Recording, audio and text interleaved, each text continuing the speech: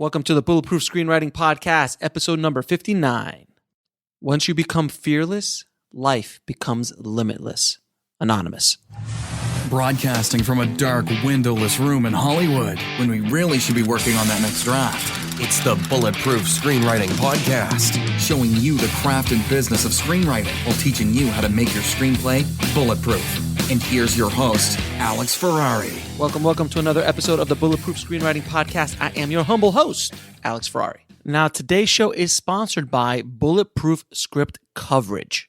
Now, unlike other script coverage services, Bulletproof Script Coverage actually focuses on the kind of project you are and the goals of the project you are. So we actually break it down by three categories: micro budget, indie film market, and studio film. There's no reason to get coverage from a reader that's used to reading tentpole movies when your movie's going to be done for $100,000. And we wanted to focus on that at Bulletproof Script Coverage. Our readers have worked with Marvel Studios, CAA, WME, NBC, HBO, Disney, Scott Free, Warner Brothers, The Blacklist, and many, many more. So if you need your screenplay or TV script covered by professional readers, head on over to covermyscreenplay.com.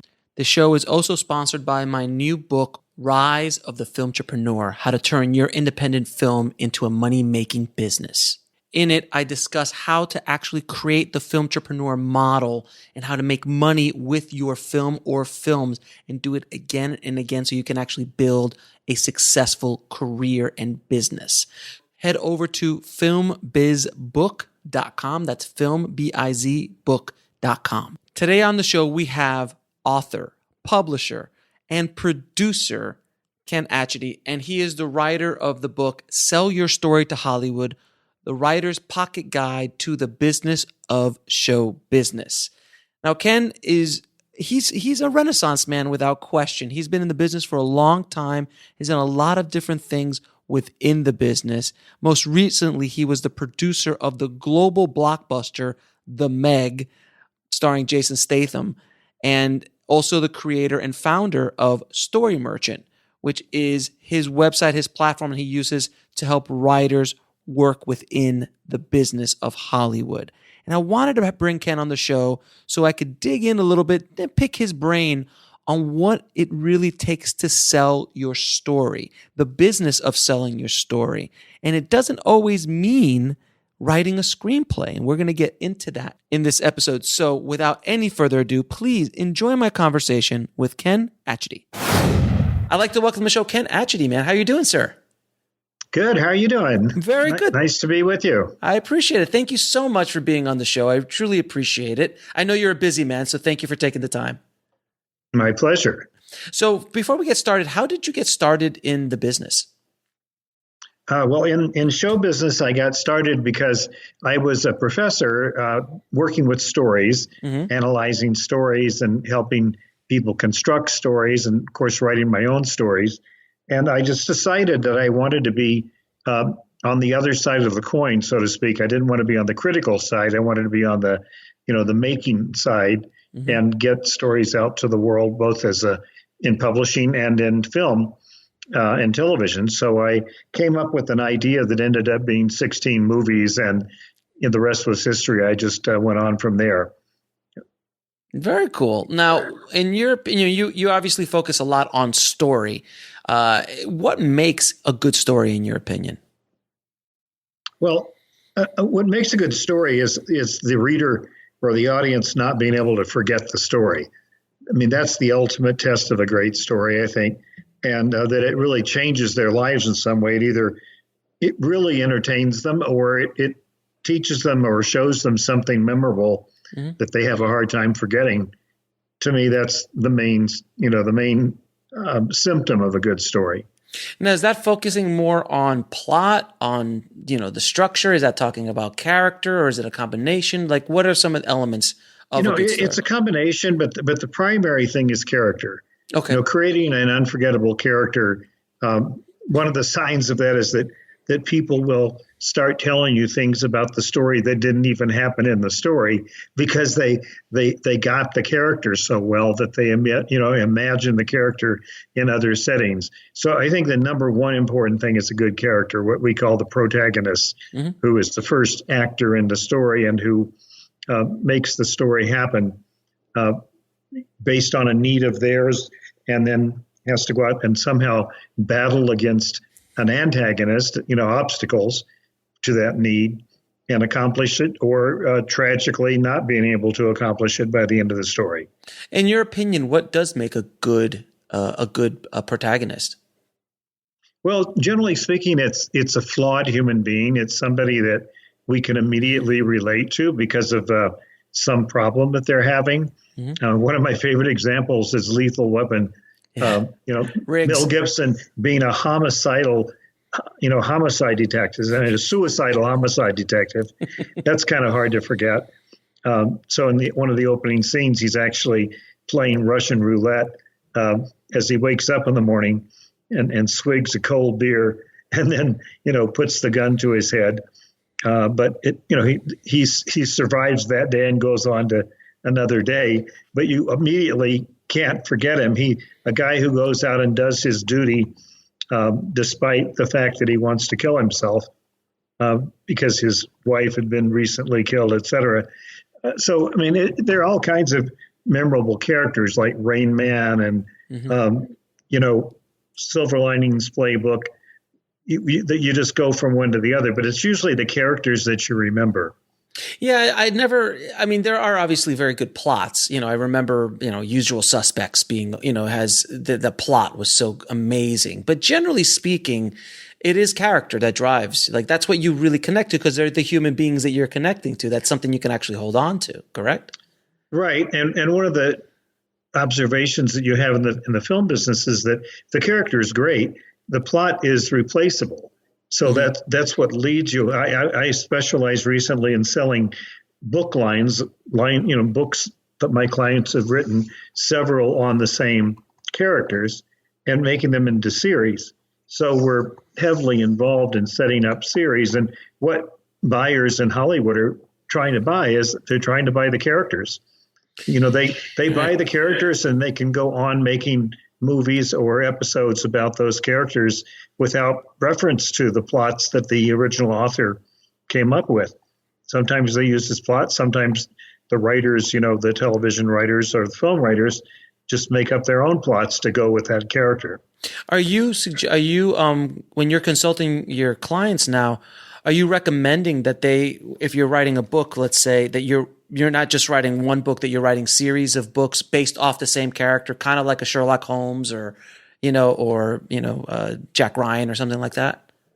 Yeah, I end up doing that because I kind of the ultimate home run from a financial point of view for a writer is to sell a television series. And so one of my writers took the train in to see me the other day, and we sat there at lunch, and he'd done 2 novels already that were pretty good. And I told him he should start thinking about, writing another novel using the same character. And I did that a couple of years ago with another writer, Texan, and he's now written 3 books with the same character that caught my attention. And I took it out to a pitch meeting with the major producer a few weeks ago, and I could pitch it in 2 sentences. And the minute he heard about the character, he said, "That's an obvious series. Let's do it." So we're partnered on the series just because he heard about the character and the world the character finds himself in. So that's obviously a good reason to write more than one novel on the same character, not to mention the fact that you're much more likely to sell multiple copies of your novel if you have several other novels that somebody can read with the same character. Yeah, I recently recently found a show called Bosch, which is based on Michael Connelly's series of books. My God, it's so well done, so well written, and the character he's such an the Bosch character is so interesting because he is a flawed human being, but yet he's not Indiana Jones, he's not Sherlock Holmes, he's not superhuman by any stretch. but yet you're just drawn in. And that obviously it's the actor, but the character itself and the world that Michael created, it is fascinating. And I'm seeing that because of all the streaming series, and there's so much opportunity for filmmakers and for writers out there now. I mean, we are pretty much in a gold rush of story at this time. Yeah. Would you agree? Absolutely. I mean, look at Breaking Bad and Luther and the Escape from Connemara, limited series. But it's the characters that draw you into it. The plot isn't that important. I mean, if you think about Bosch, like how many plots can you remember right away? It takes me a minute. It takes me a minute to I have to go back. Season 1, he had to do this. Season 3, he had to do that. But it's Bosch. It's like Indiana Jones. Like, it's James Bond. Like how many plots of James Bond do you remember? But boy, you remember James Bond pretty clearly. Yeah, exactly. And sometimes to show how the plot is harder to remember, they'll put the plot in the title, the Temple of Doom or Raiders of the Lost Ark, just in case you forget, because you're not going to forget Indiana Jones or James Bond. So they call his books after his villains because they're the ones you have to think about to remember, Goldfinger and, Dr. No, et cetera. Right. But you don't need to be reminded about James Bond. That's why you're reading the book or watching the movie. So in today's world that we have such a huge opportunity for writers to be able to put, write content, create content, do you recommend, instead of going after possibly a screenplay, which is a one-off, to actually focus on series, to focus on limited series? Is that where the marketplace is kind of leaning now? Because there's just so much need and want for original content now. Is that a smart move as a writer? Yeah, it's definitely a smart move. It's a little more difficult move, but it's a smart move because we have so many channels demanding programming that it's hugely competitive. I mean, new broadcasters are born every year, whether it's Hulu and Apple recently or Amazon and Netflix the generation before, or in the old days, the HBOs and Showtimes, and even older days, the networks, that they're all competing for, stories and series. One of the biggest decisions we have to make when we go out with a series is whether it should be a network series or a cable series, because of the difference in content, obviously. But clearly it's not only easier to sell a series in this demanding market, but it's also the smarter way to go, because honestly, the smartest writers and the best writers have all gravitated to television.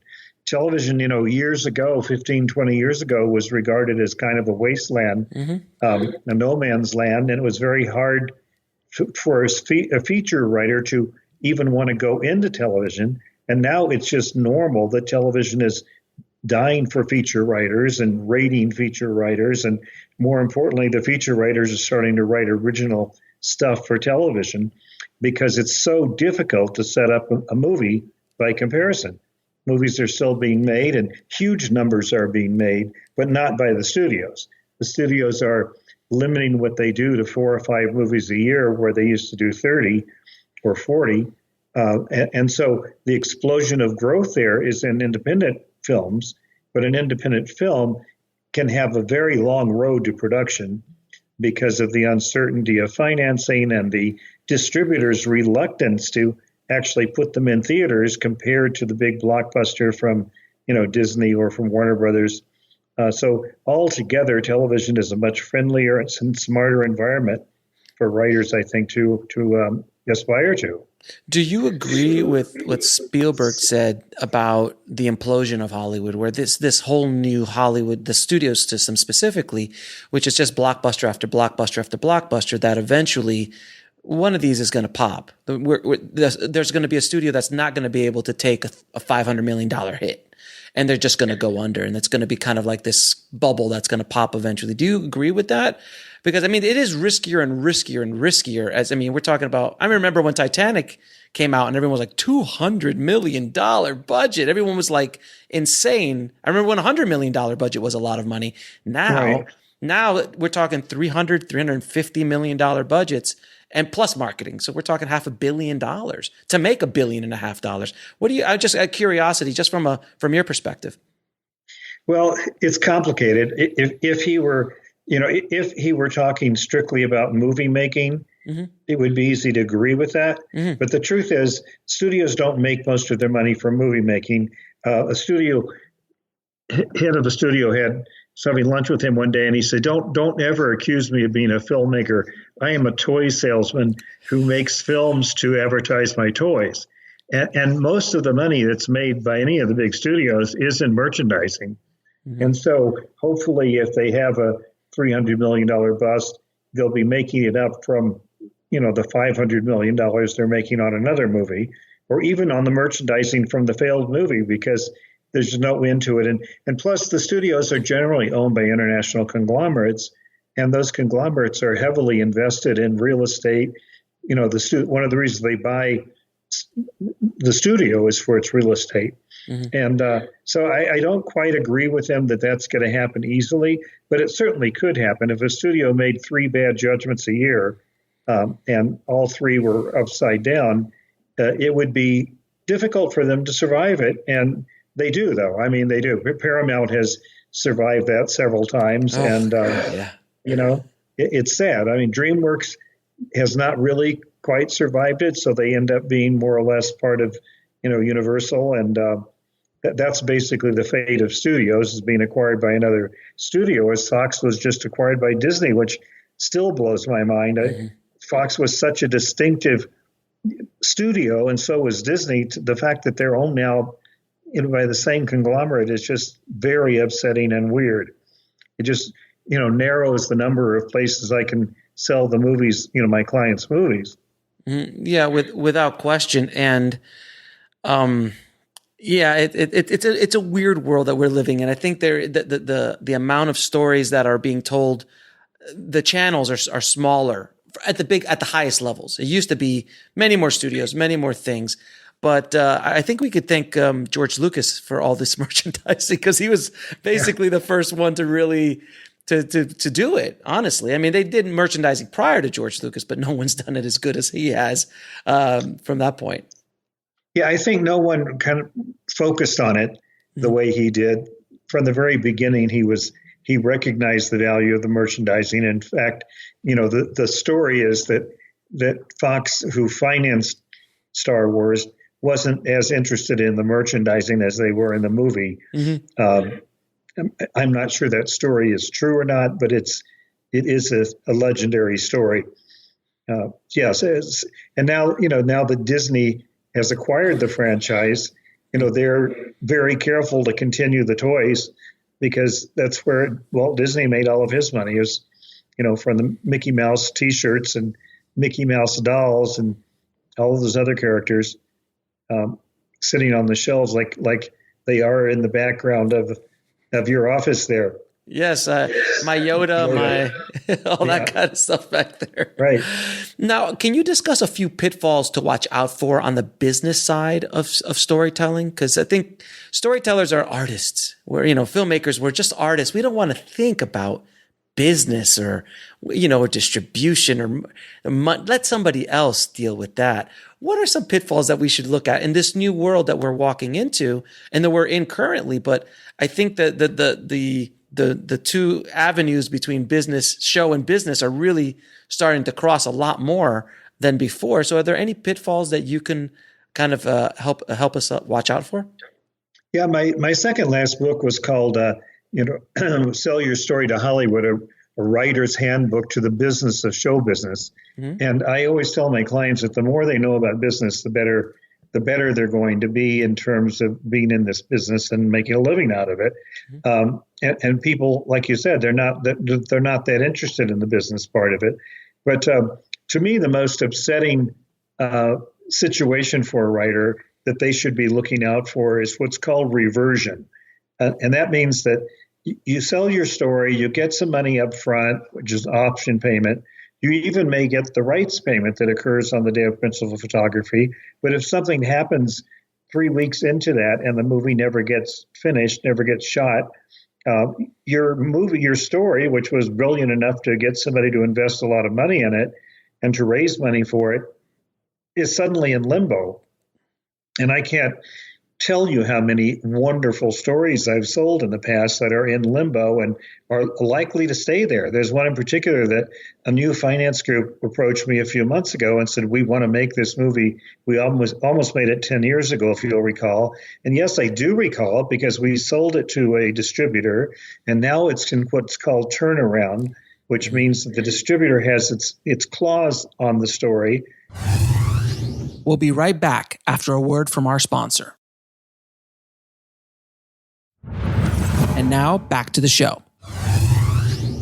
And they will not release it to another financer without the financer paying not only how much money that studio had put into it, but also 10% interest a year since then. So it ends up being a ton of money, like 50 times the amount of money that they actually spent on it because of the interest. And that story basically is, can be gone forever in this limbo state.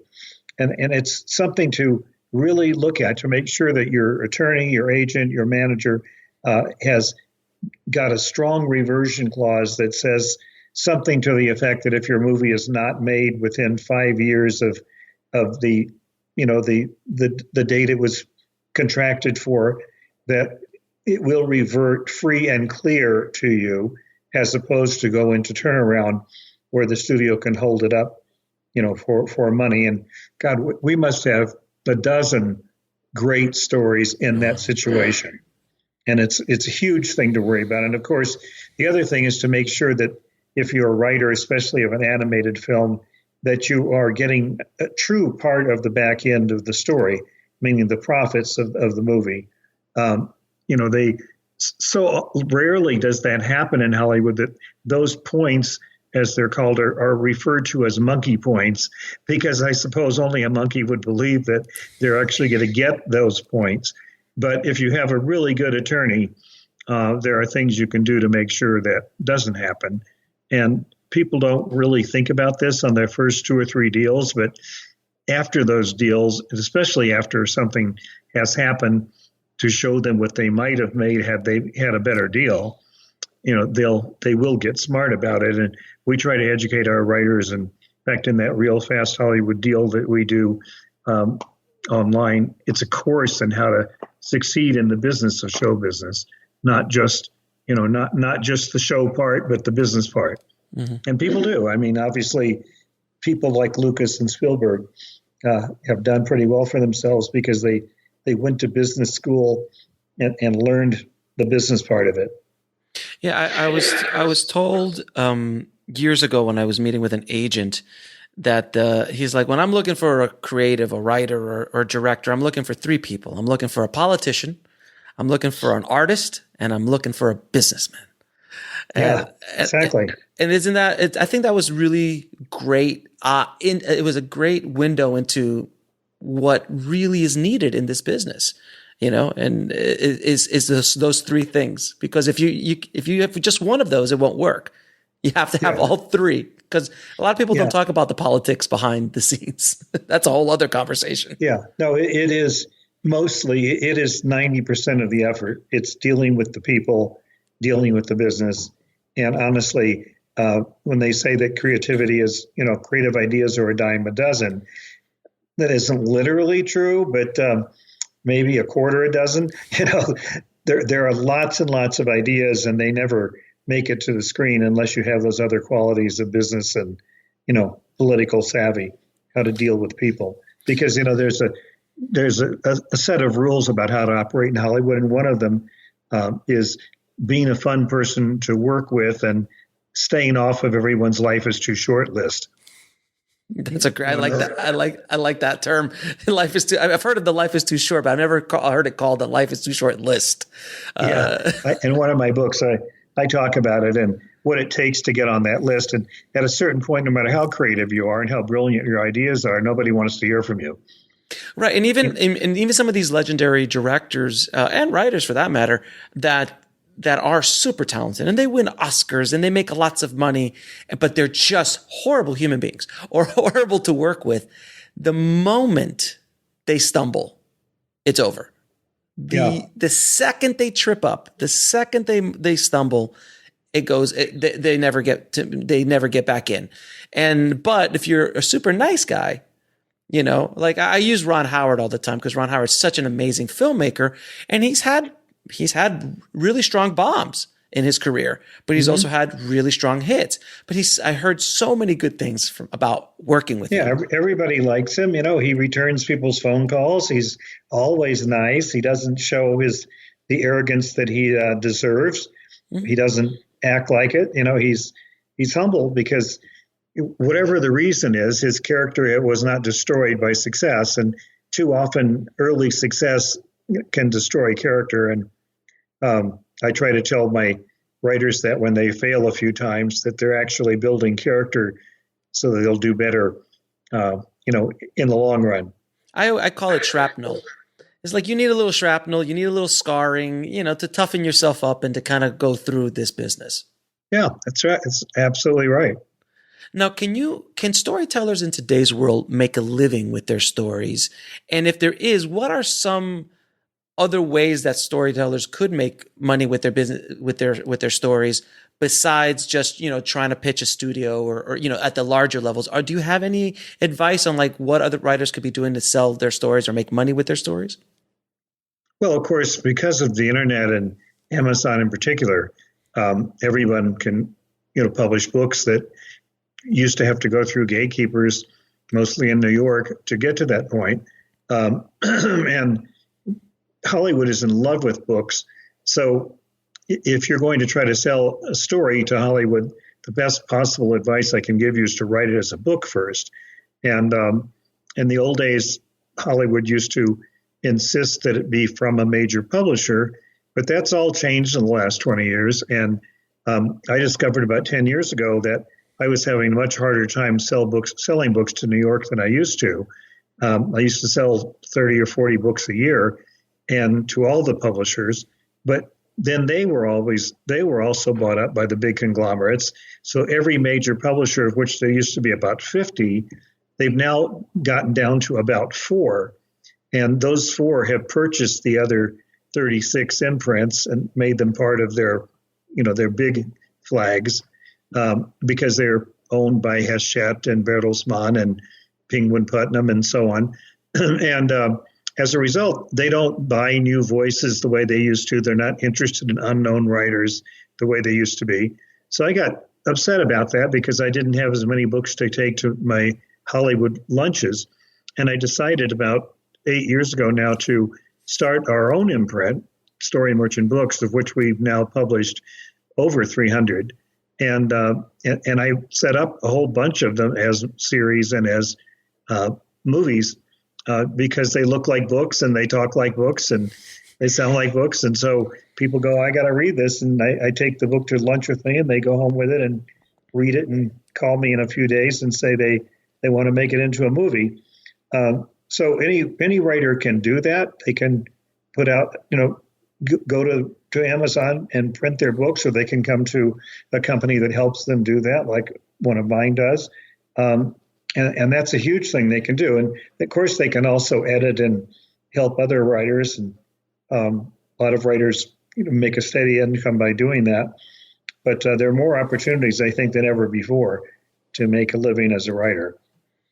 And again, today's world that we have so much opportunity in the streaming space specifically, do you recommend that screenwriters begin to create their own video content, to create a pilot, or create, instead of walking in with just a pitch, to walk in with a sizzle reel or a scene or even a full blown pilot that they shot, for 15 or 20 grand to, as a proof of concept, or like It's Always Sunny in Philadelphia. That's exactly what they did. They shot a pilot and then went off to do, I think, 4 or 5 seasons with that pilot, with the same actors. I think even they just added a few more bigger names. So what do you think? I think it's a visual medium. And if you know how to do it, then by all means, that's what you should be doing, because that's what we're all looking for. We're looking for movies, for moving pictures. And I have a client who, kind of behind my back, he was a business writer, and I had sold 2 of his business books. And then out of the blue, he told me, couple of years ago, I decided to make a dream of mine come true. I made a movie, and I couldn't believe it because he seemed like not the complete opposite of a guy who would make a movie because he was a button-down businessman. But he did make a movie, and I saw it, and now I'm helping him get a distributor for it. And he's also written a brilliant novel, and it took him years to get up the courage to do either one of them. Mm-hmm. But he's done them both, and nothing's stopping you now. I mean, the one thing about the creative world it's free. You're free to think outside the box, and the boxes are not like they used to be. Ever since Jeff Bezos came along, the entire world has changed as much as it did when Gutenberg invented the printing press, or, back in the old days when someone invented writing to take over from the oral tradition. We're going through a sea change as big as either one of those, if not bigger. And whereas there used to be maybe 20,000 books published every year in the United States, it's now over 1 million books published every year. And a lot of them are horrible. A lot of them are really bad. But more than ever, a lot of them are good, and a lot of them are better than, books that were published before. It's just the statistics. A lot of books means a lot of better books too. Can you talk a little bit about the need for marketing and understanding marketing, branding? Because you just said 1 million books are being published a year.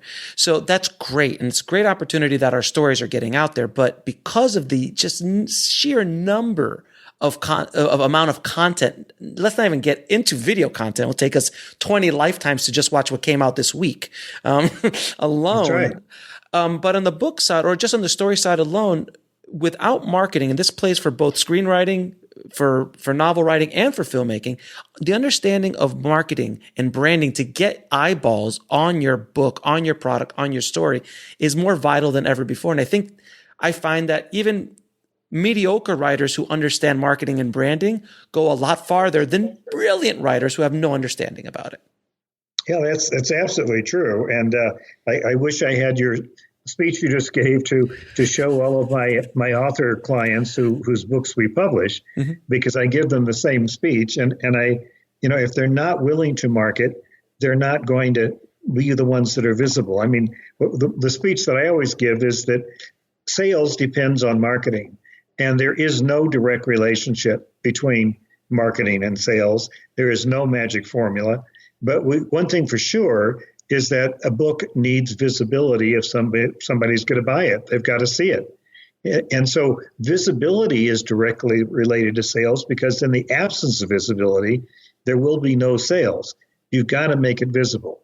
And the formula is, some advertising agencies talk about is impressions, and they say that you need at least 4 or 5 impressions before somebody will think about buying your product. So that's why in the slick magazines, you see ads, full page ads for BMW or Hermes or, Jose Cuervo tequila. It's not because there's a direct relationship between you see a BMW ad and you run out and buy a BMW. It's because you have a lasting impression from seeing an expensive ad in these magazines. And that's number one. And then you see a billboard with a BMW on it, and then you watch one go by enviously, and then you read about one on Facebook that somebody just bought, and by the time you get up to 4 or 5 and you're needing a car, you're going to be tempted. You can't go to every showroom and look at every car, so chances are BMW is going to be up there in the top, whatever percentage of cars you look at. And the same is true as a book. They say you need 5 impressions. So Amazon ads, Facebook ads, blog site tours, making a trailer for your book, anything you can think of doing. We have services that we offer authors too, and they're things that help you get reviews. One of the primary things on Amazon is getting at least 20 reviews, and once you've got 20, to go for 100 reviews. Once you go for 100, you go for 500. One of my novels has 400 reviews or something like that at this point. And that just means that the sales start getting serious.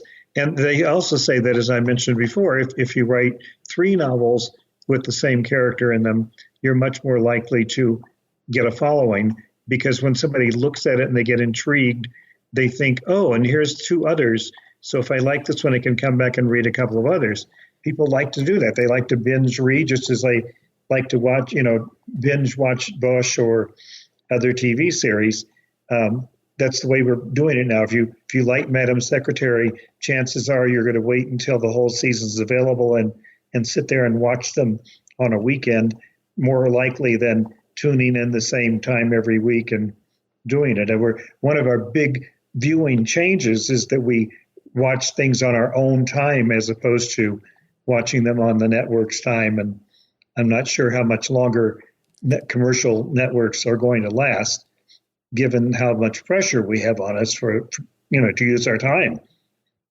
Yeah, I'm noticing that too, because even with mainline shows, I mean, Netflix kind of ruined us with the binging situation, and Amazon and everything else. So now, like when you're watching a network show, you're just like, oh, I gotta wait a whole year or whatever season to watch this whole thing play out. It's annoying.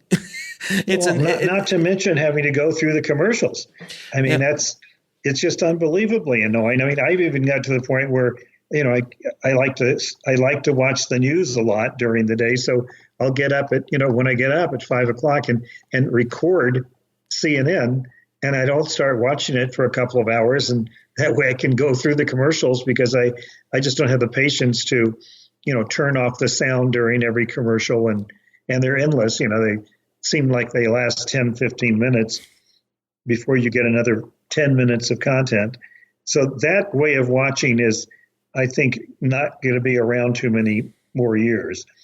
I think we are going to be binge watching everything uninterruptedly. And of course, that means the economics of everything will change, because the networks exist based on commercials. You can't blame them for doing what they have to do to exist. But what the cables have done is come up with another financial pattern, to keep them going. Now, one thing that we all do as storytellers and as creatives, we always have to deal with something called rejection. How do you, in your opinion, deal with rejection? Well, I just do so many things that I don't have time to stew about it.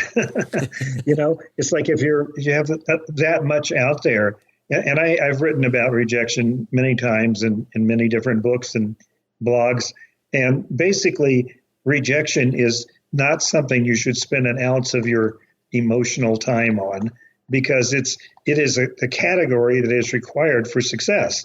I mean, if you don't fail, and if you want to call rejection failure, if you don't fail, you're never going to succeed, because everyone who's ever succeeded has done it through failing or being rejected. Mm-hmm. Just imagine if you were selling, vacuum sweepers from door to door.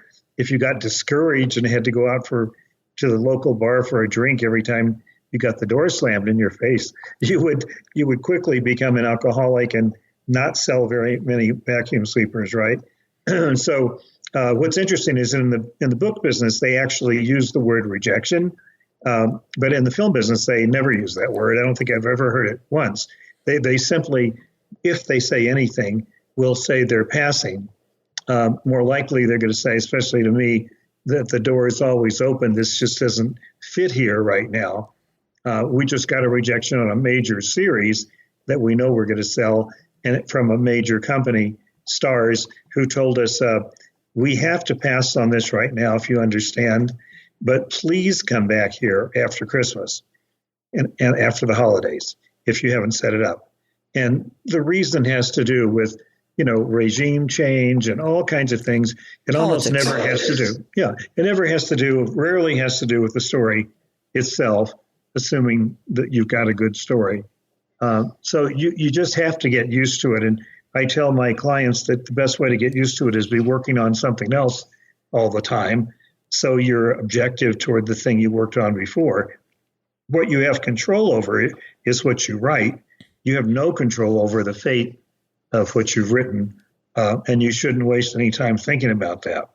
Once you've gotten it into the hands of somebody who knows what they're doing to represent it, you should simply start, creating more stuff and put together a whole gallery of things you've created. I also there's an element with storytelling in general as being in the right place at the right time with the right product, and there's certain time periods that a certain story makes absolute sense that would never fly in today's world. I mean, I always use Blazing Saddles will never get made in today's world. Many of Mel Brooks's movies would never get made in today's world. But like I had a film that I was pitching around town 8-9 years ago, which had a female lead, kind of like comic booky style movie.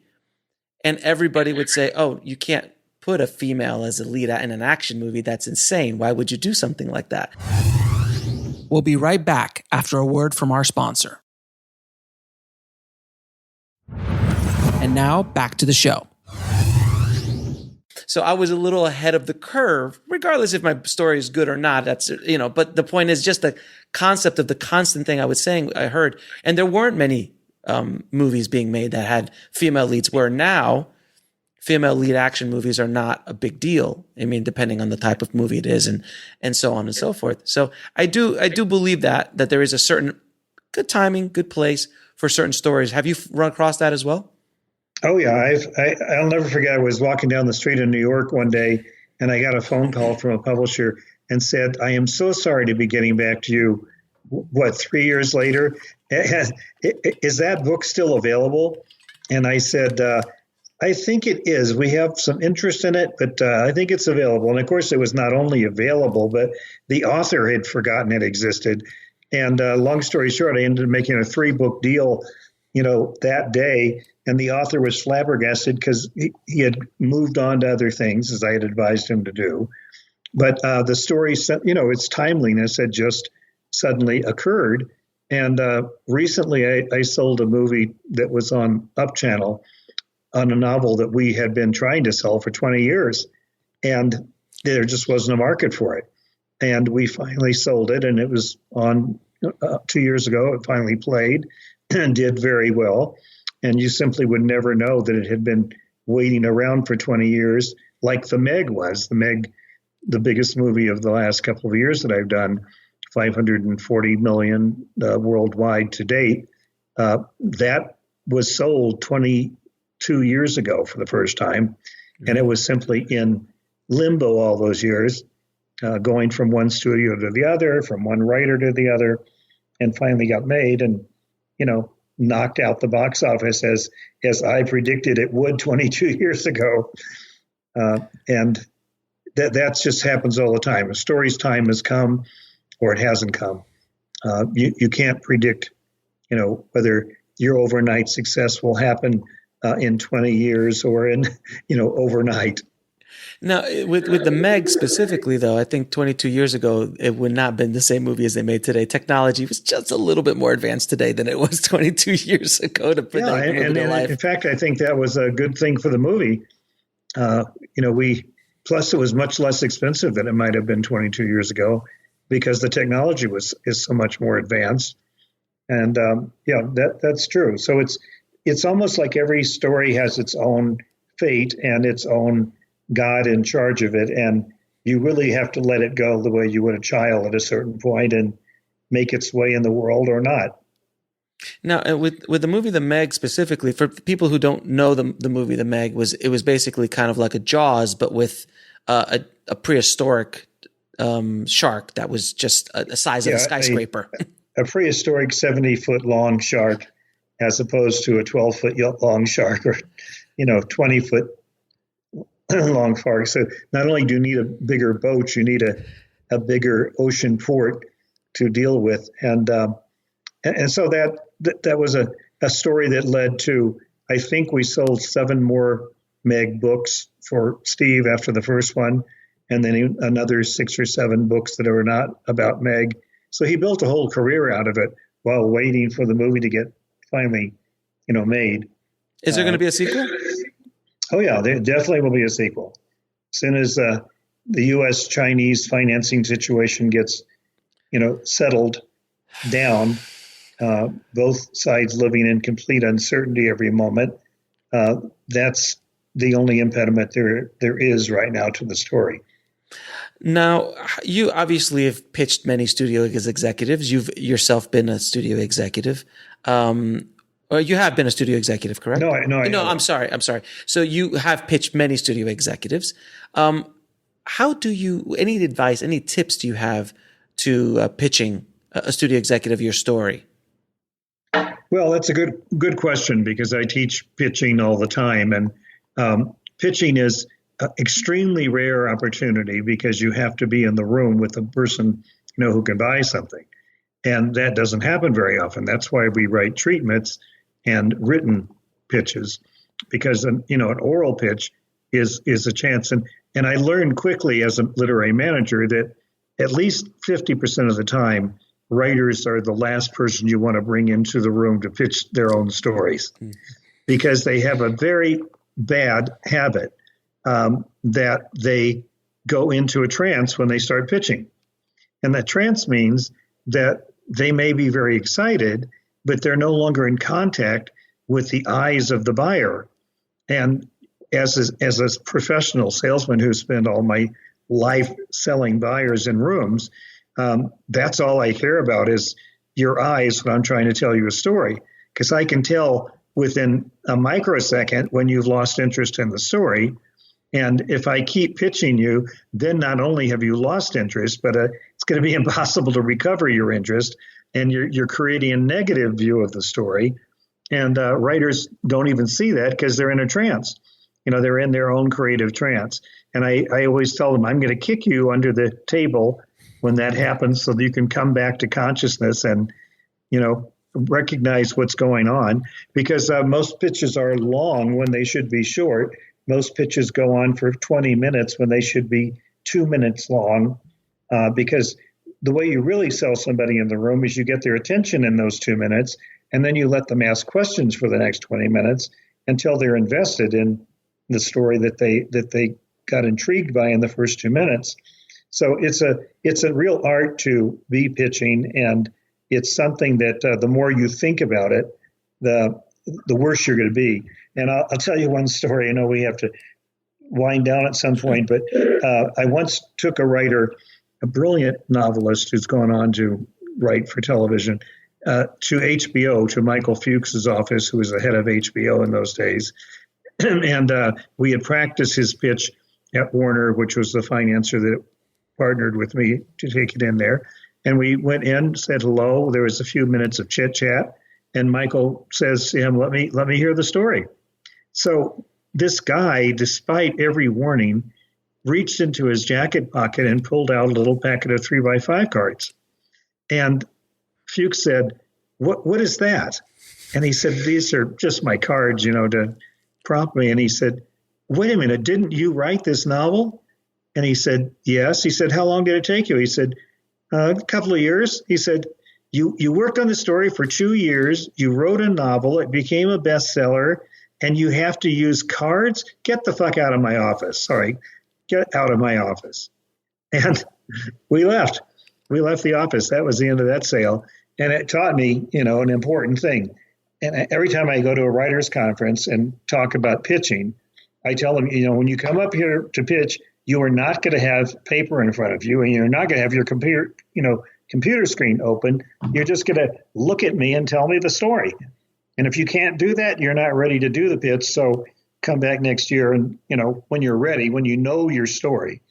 So pitching it's got to be from the heart. It's like telling the story. Imagine, you go to Thanksgiving, you sit down with your dreaded uncle, because every time he wants to tell a joke, he takes out some 3x5 cards so he can read the joke to you. I mean, that's exactly what, it is the danger of a writer pitching. Well, I'm a writer. I need words.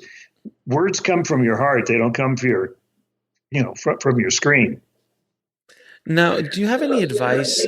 About protecting your work? There's so much rampant, thievery or people just stealing ideas. Is there anything you could tell the listeners how to help protect their work? Sure. I mean, first of all, I don't agree at all that there is so much rampant stealing of ideas. Okay. I ran across that in 30 years in the business, maybe twice. where in both cases, I'm almost sure it was totally unconscious and unintentional because people go, executives go to hundreds of meetings, pitch meetings. And if an idea comes up 2 years later, in another meeting or somebody's looking for an idea, even though they take notes during meetings and try to keep it all straight, they might not remember this is where they heard it. But mostly, I never see this.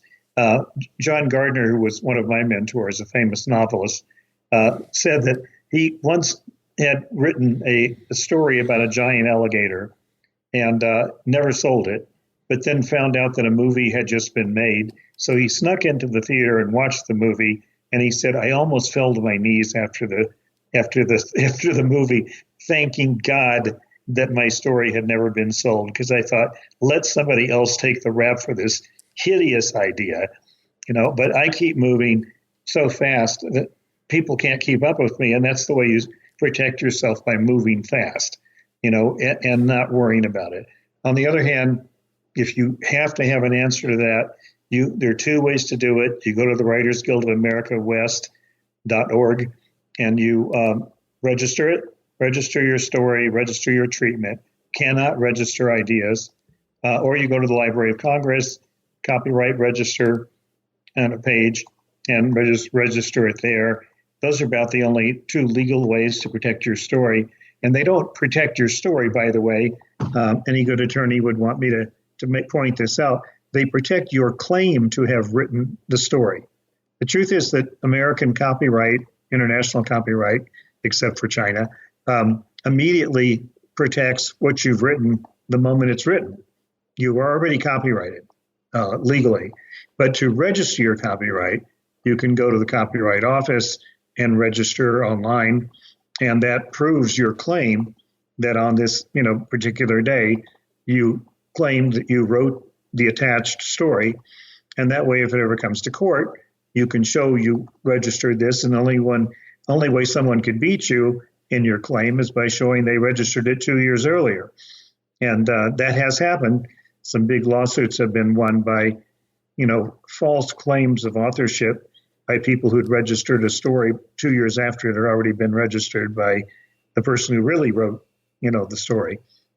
I wouldn't worry about it. I would spend like 1,000th of the percentage of your effort worrying about, you're losing your rights to something. Spend the rest of it writing a new story. Fair enough.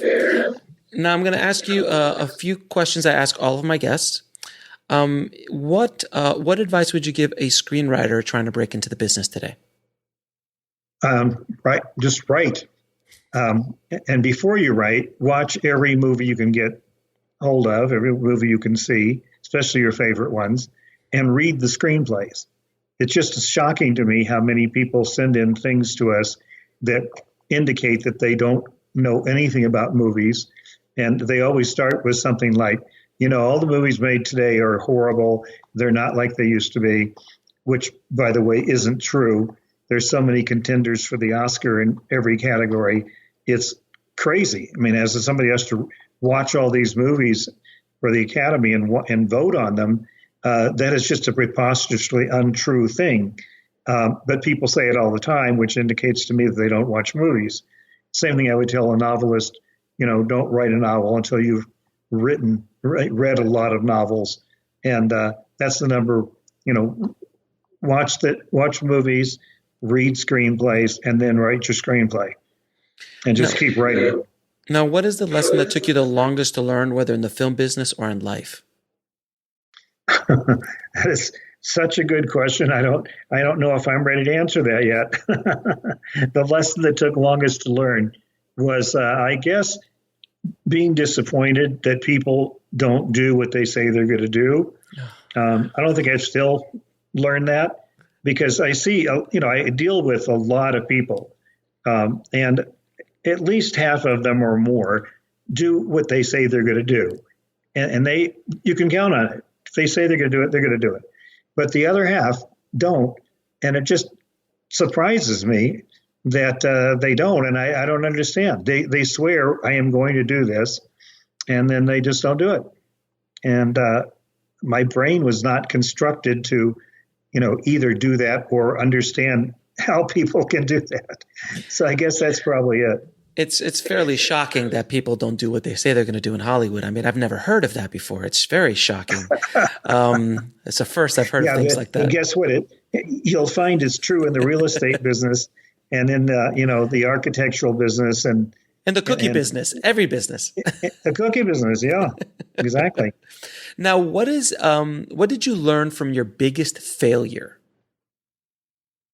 Well, I guess what you learn from failure is never take anything for granted, and choose only the best people to work with you. And in particular, I would say choose people that are better than you when you're putting together a film, for example, in any given field of the film, in a given department. People that you can learn from. Because when you choose a weaker person, that will come back to haunt you. It's guaranteed. And, I have made that mistake and several times, and I don't want to make it anymore. So that was probably answers that question. Now, and what are 3 of your favorite films of all time? My favorite films of all time. Gee, that you think I get that question so often, you'd think I'd have a pat answer to it. But one of them is a movie called Fatso, which you probably never heard of. Of course I've heard of Fatso. It was in the 80s, if I'm not mistaken.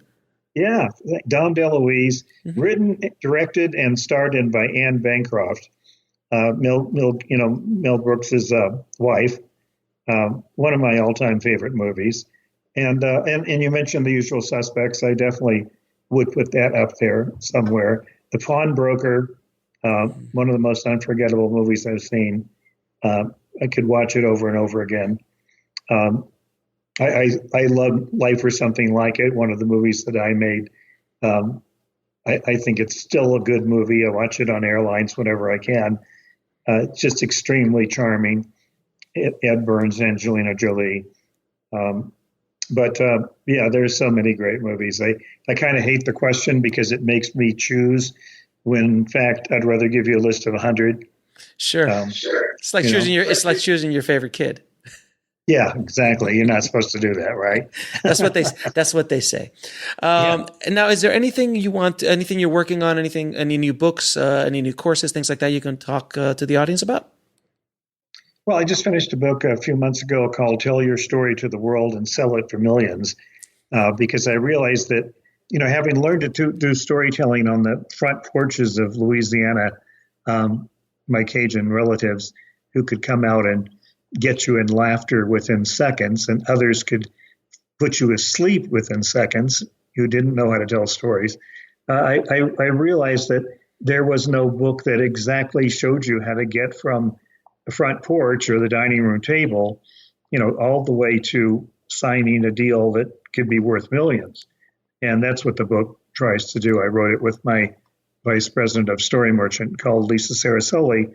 We both had wanted to write a book like this. And so it just came out a few months ago, and it basically takes you from A to Z. And I'm really happy with that one. Very cool. And then where can people find out more about you and the work you're doing? My main website of the 4 or 5 companies that I run serving writers in various capacities, the main website is storymerchant.com, because it kind of shows you what all the different companies are and it leads you from one to the other. And it shows you the movies and things that we've done that we're proud of, and some of the movies that we're planning to do and series that we've set up. Very cool. Ken, it has been an absolute pleasure talking to you, my friend. Thank you for dropping the knowledge bombs on the tribe today. I want to thank Ken again for being on the show and dropping those knowledge bombs on the tribe. The business of selling your story, guys, it is something that a lot of people just don't talk about. It's always about the craft and about how to work with characters and how to work with plot and how to create a great theme and all those things. And those are all part of the process. But you have to understand the business side as well. And that business is ever changing. So you've got to stay on top of it. It is your responsibility as a writer to do so. If you want to get links to anything we talked about in this episode, including Ken's book, direct links to him and what he offers to writers, please head over to the show notes at indiefilmhustle.com/BPS059. And guys, if you want to get access to all of the Oscar contending screenplays, you can download them for free at bulletproofscreenwriting.tv. Just click on the link free screenplays and it will be there for you. Or it's on the front page of Indie Film Hustle as well. And I'm updating that daily as new links come up, as new studios put out new screenplays. I will continue to put them up there for you. And there is a ton, not only this year's, but over 500 to 600 other screenplays from past years, all Oscar contending screenplays, as well as links to the entire screenplay library at Bulletproof Screenwriting, which is categorized by director and or writer. So you can find your favorite writer or favorite director and see the movies and the scripts from their films and the scripts from that writer specifically. So you can check that all out at bulletproofscreenwriting.tv. Thank you again so much for listening, guys. I truly appreciate all the support for my new book, Rise of the Filmtrepreneur, and just your support in general of what we're doing here at Bulletproof Screenwriting. So thank you again very, very much. Happy holidays. Merry Christmas. Will be one more episode before the year is out, and then we're starting 2020, and there's going to be a lot of exciting new content coming to Indie Film Hustle TV in regards to screenwriting. We already have hundreds of hours of courses, documentaries, things about screenwriting, programs to teach you about screenwriting, and there's going to be a lot more coming in the new year. So definitely check that out at ifhtv.com. Thank you guys again for listening. Merry Christmas, Happy Holidays, and as always, keep on writing, no matter what. I'll talk to you soon. Thanks for listening to the Bulletproof Screenwriting Podcast at bulletproofscreenwriting.tv.